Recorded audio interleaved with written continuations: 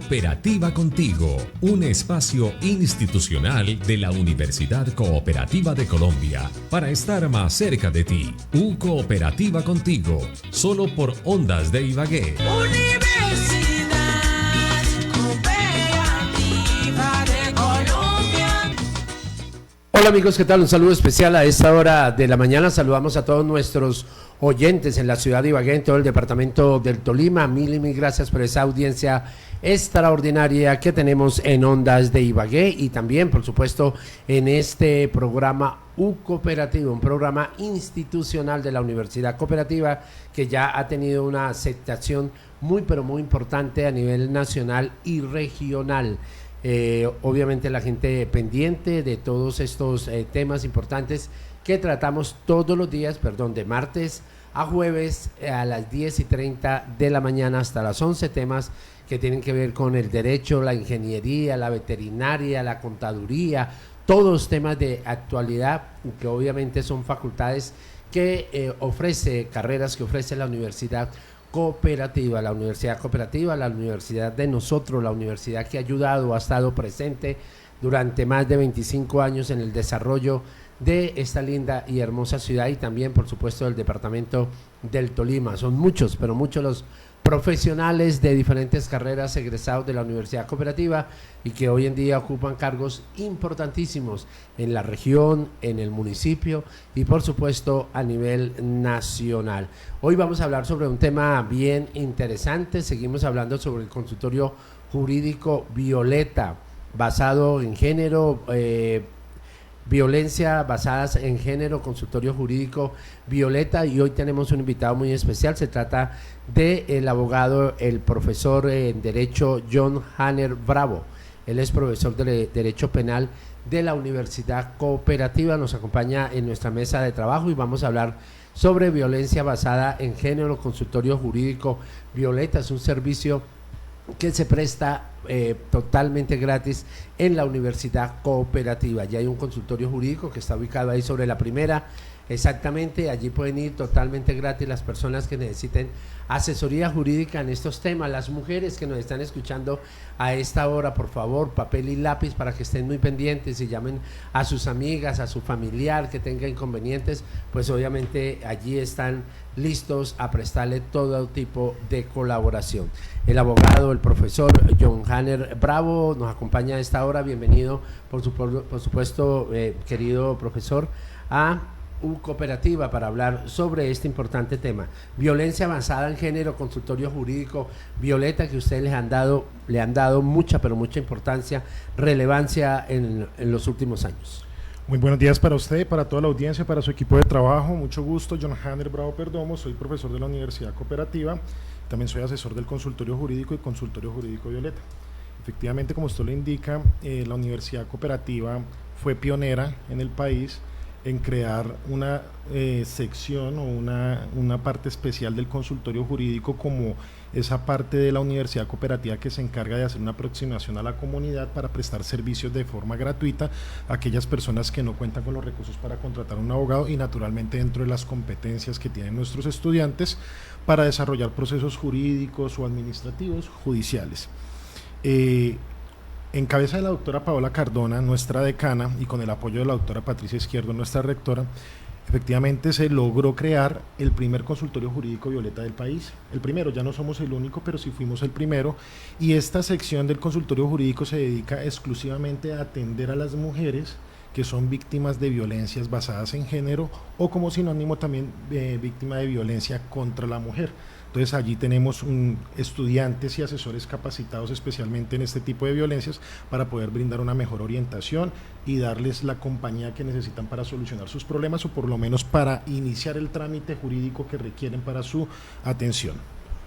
Mi querido doctor, le pregunto al doctor de John Hanner Bravo precisamente qué deben hacer estas mujeres que nos están escuchando en este momento y tienen a una hermana, tienen a un familiar, a una amiga que saben que están en problemas. ¿Qué deben hacer? ¿Cómo es el proceso para poder llegar allí a este consultorio? Bueno, antes de llegar allá tenemos que tener claro qué es la violencia basada en género y qué es la violencia contra la mujer. Digamos que se ha convenido que son sinónimos. No obstante, la violencia basada en género no es exclusivamente contra la mujer, sino que tiene unos matices de identificación de género por parte de las diferentes personas y cómo se autoperciben. Por esta razón, la violencia en género basada en género es un concepto más amplio. No obstante, tiene su origen en la lucha que las mujeres a lo largo de la historia han desarrollado para el proceso de reivindicación de derechos. La sociedad en general tenemos una deuda histórica con las mujeres, porque como todos lo sabemos, a lo largo de la historia fueron víctimas de lo que fue el patriarcado, de lo que fueron comportamientos machistas, y aún hoy por hoy siguen existiendo. La violencia contra la mujer pues ya es más específica y es directamente ese tipo de violencia que se ejerce contra la mujer.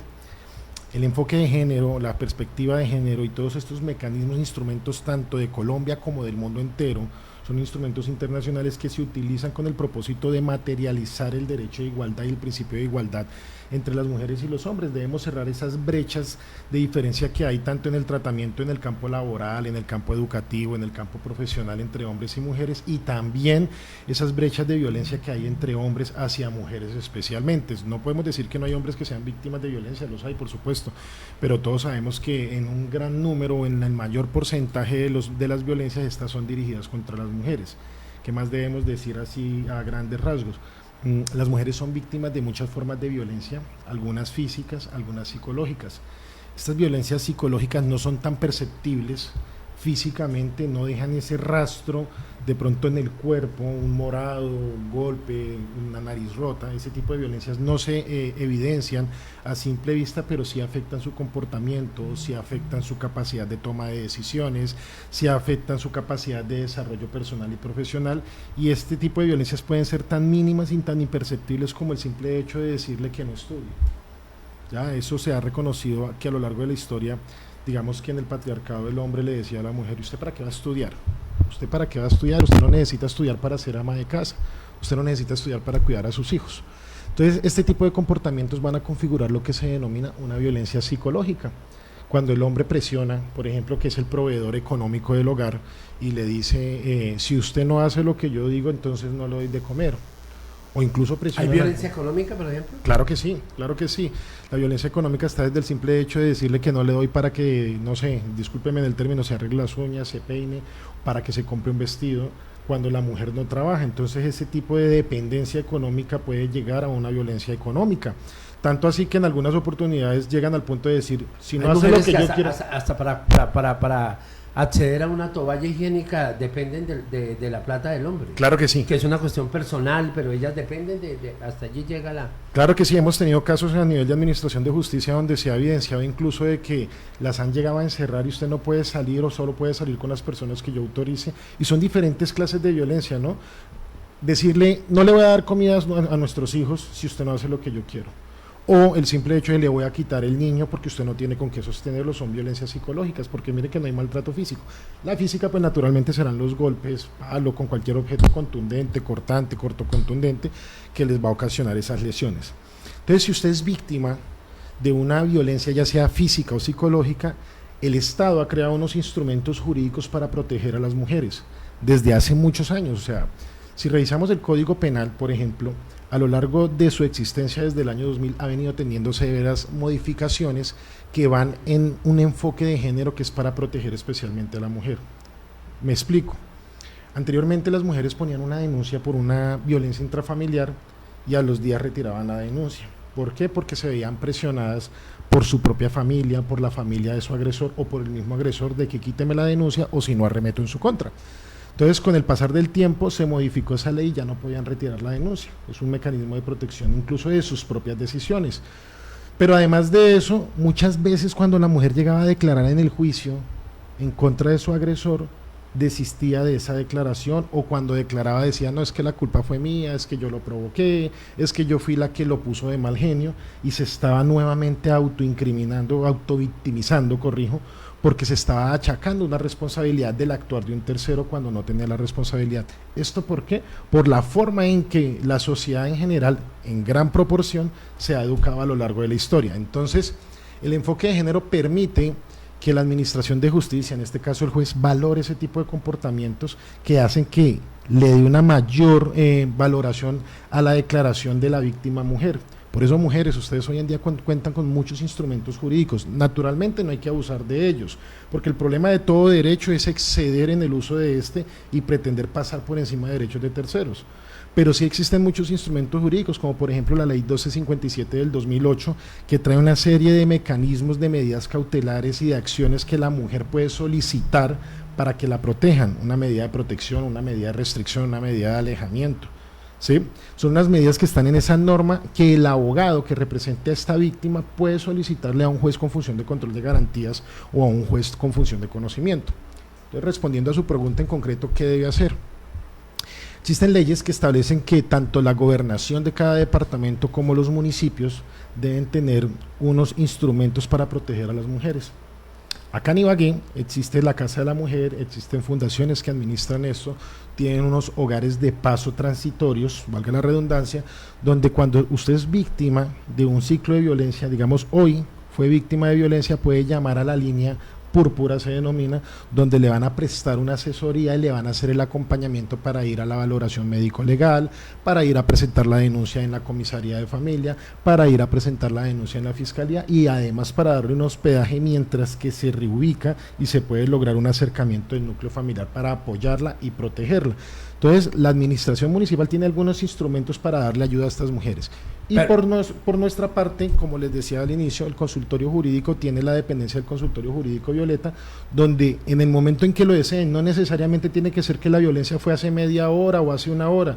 Yo he sido víctima de violencia hace 2 meses, hace 1 año, hace 5 años, y ese ciclo ha sido permanente a lo largo de la convivencia con mi pareja, o puedo ser víctima de mis propios hijos, de mis hermanos, de mis padres. Entonces puedo venir al consultorio jurídico Violeta y allí le prestaremos la asesoría totalmente gratis. Es un servicio que la Universidad Cooperativa ofrece a las mujeres de Ibagué y del departamento para orientarlas en todos los procedimientos que tienen que hacer. Ya tendríamos que ver cada caso en concreto para poder darle una orientación más específica. Perfecto, además obviamente los estudiantes que van a estar allí, porque a veces le preguntan a uno, pero uno lo van a atender unos estudiantes. No, esos estudiantes están obviamente estudiando Derecho, pero aparte de ello, ellos están asesorados por un profesor que está pendiente obviamente de cada uno de estos casos que ellos llevan.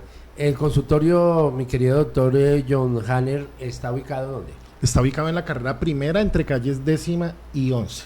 Para ubicarnos fácilmente, subimos por la carrera primera y un local antes o un parqueadero que hay antes de llegar al semáforo, ahí está ubicado ahí el abajo consultorio del Parque jurídico de la Música, precisamente sobre la primera, ahí está ubicado este consultorio que ya tiene unas características bien particulares, porque las mamitas también a veces se preocupan porque, hombre, un niño que ha vivido todo este proceso, porque la violencia, pues obviamente el niño se da cuenta que el papá le pega a la mamá, del ambiente feo que se vive en este hogar. Entonces, fuera de eso, ella llevársela a un consultorio donde ella tiene que contarle a un abogado todos los problemas que ella ha tenido, y el niño escuchando ahí, pues obviamente no es lo ideal. Entonces me explicaban que allí en el consultorio los niños tienen un sitio para que las mamitas puedan hablar directamente con el abogado, con los abogados, mientras que los niños están en otro sitio, obviamente en un ambiente distinto, para que no escuchen toda esa cantidad de quejas, porque todo es en contra del papá, obviamente. Correcto. Y al fin y al cabo su papá, entonces es una situación bien complicada. Claro que sí, de hecho que pues el consultorio jurídico,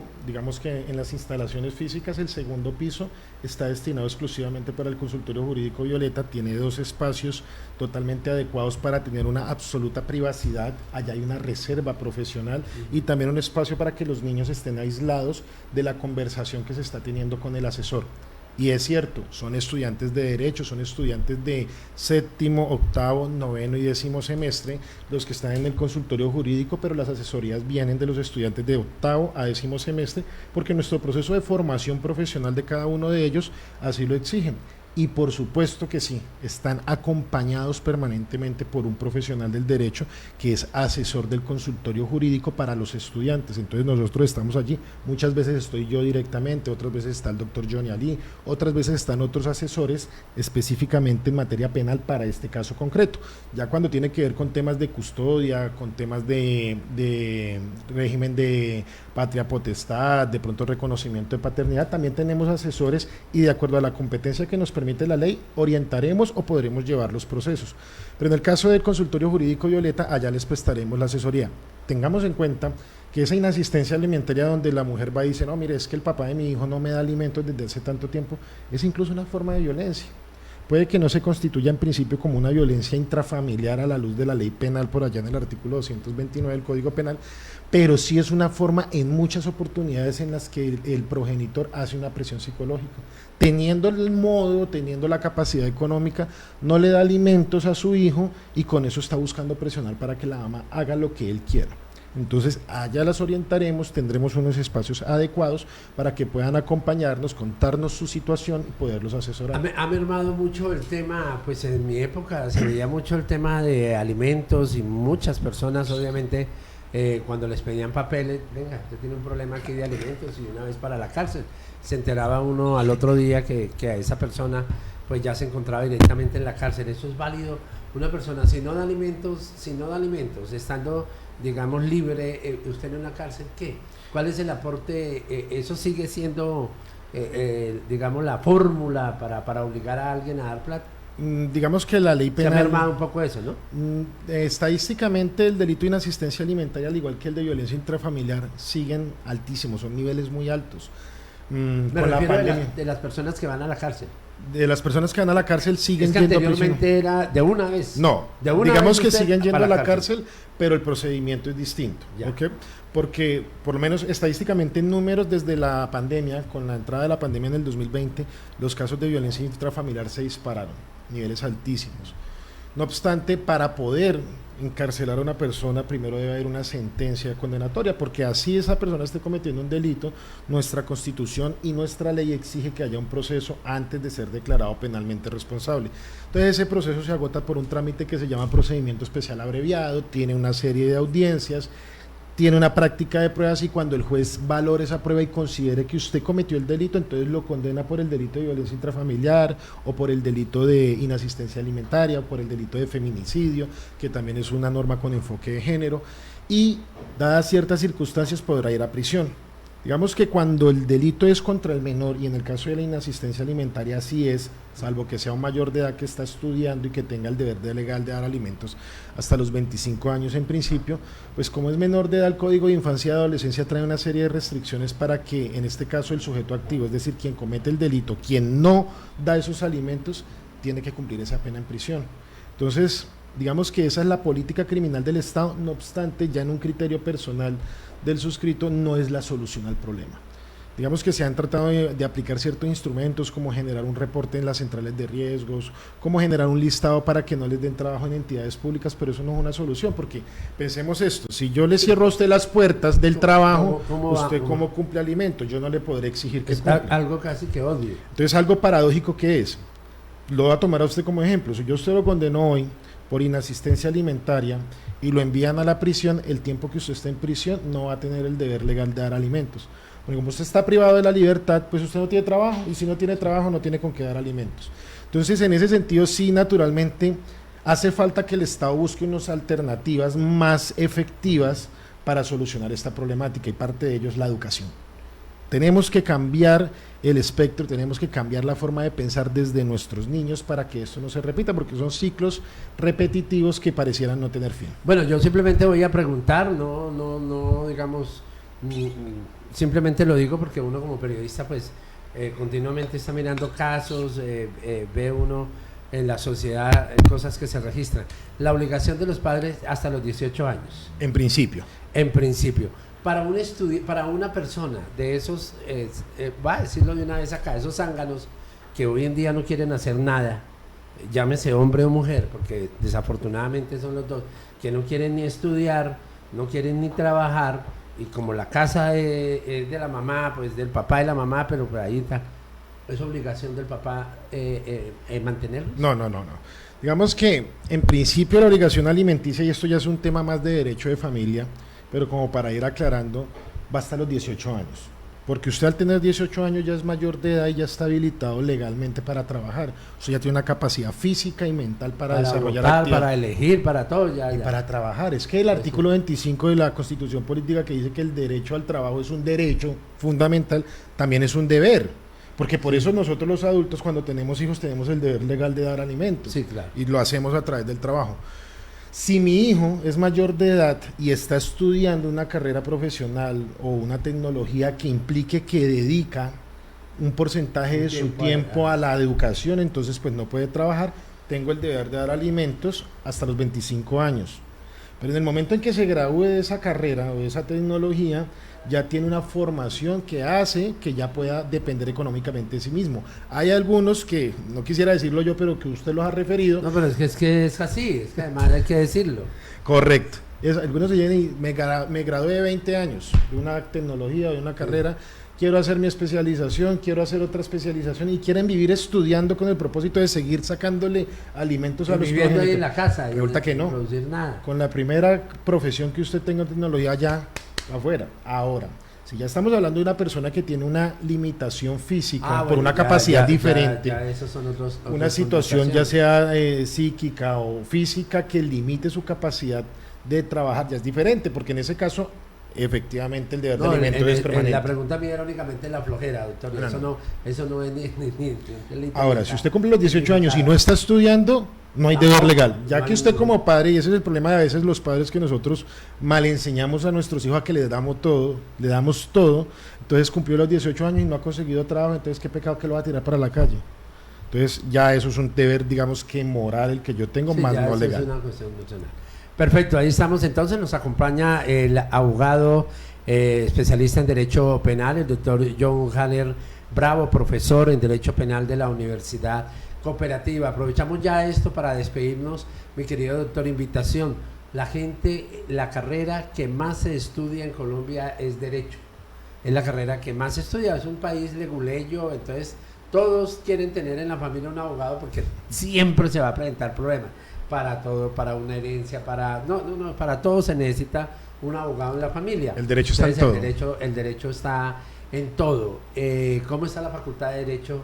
¿Qué garantías tiene mi hijo que quiere estudiar Derecho y lo quiere hacer aquí en la ciudad de Ibagué, la Universidad Cooperativa? Le ofrece toda la capacidad para que estudie bien. Ahora, claro que sí. Eso, si es buen profesional o no, eso no es problema de la universidad. Digamos que ya a nivel personal uno podría decir que el profesional no lo hace solo la universidad. Sí. Usted puede estar en la mejor universidad del mundo, pero si usted no quiere ser bueno, no es bueno. Eso también depende de uno. Si usted no quiere ser honesto, va a estudiar en la mejor universidad y es deshonesto. Correcto. La Universidad Cooperativa ofrece todas las garantías para ser un buen profesional. Tanto así que no solo ofrece la garantía en la calidad educativa con su planta de profesores, que somos unos profesores capacitados en cada una de las ramas del derecho, sino que también ofrece las facilidades, tanto de financiación a través de la cooperativa comuna, ayuda a gestión con el ICETEX, existen algunos convenios de becas, algunos subsidios por parte de la universidad en convenios con otras entidades, pero además de eso la universidad tiene una gran, digámoslo así, capacidad de llegar a todo el país a través de sus tantas sedes que tiene en el país, y nosotros tenemos una particularidad, y es que somos una universidad de todo un país. Entonces usted está estudiando acá en Ibagué y de pronto le sale una situación, no sé, familiar, personal, laboral, de irse para Medellín o para Bogotá, usted se puede ir a estudiar sin problema y seguir matriculado en Ibagué, porque podemos hacer clases multicampus, porque nosotros tenemos todos los campus, tenemos una sola robusta infraestructura que nos permite estar en todos los lados. No quiere decir que sea virtual, ¿no? Lo que estoy diciendo es que usted está presencial, usted está en Bogotá, está recibiendo sus clases, puede retornar a Ibagué. Las especializaciones continúan.